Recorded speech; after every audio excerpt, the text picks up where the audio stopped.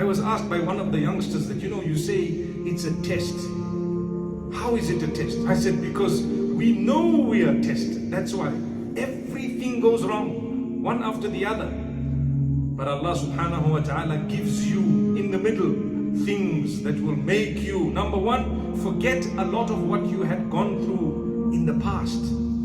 If I were to ask you today, how many difficulties have you had 20 years ago? For those who are a little bit older, I think many of us would not be able to remember a lot of the difficulties in detail.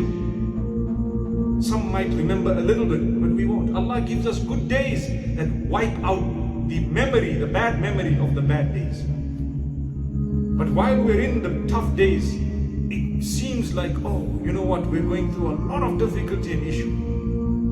I remember in the same masjid asking a question. Take a look at where you're standing and sitting today. Your clothing, your motor vehicle or vehicles, your house, your finances. And where were you 20 years ago, 15 years ago? Without exception, every one of us. Where were you 30 years ago? Where are you now?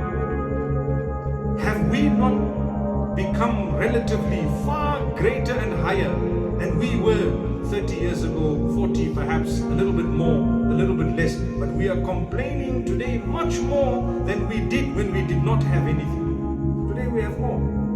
It's just Allah's promise that has become manifest to us.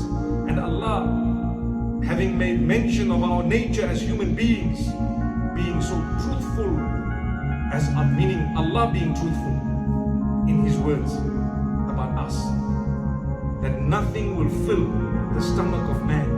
You put in it one valley of gold, he wants another. You put in a second, he'll be complaining because he can't reach the third. That's Allah telling us that this is what man's nature is. Then Allah says the only time his mouth will be filled is with dust, with soil. When he's buried, everything is okay. But to that juncture, to that point, man thinks, no, he can do better than what he is doing. Yes, we could do better, but don't compromise your relationship with Allah.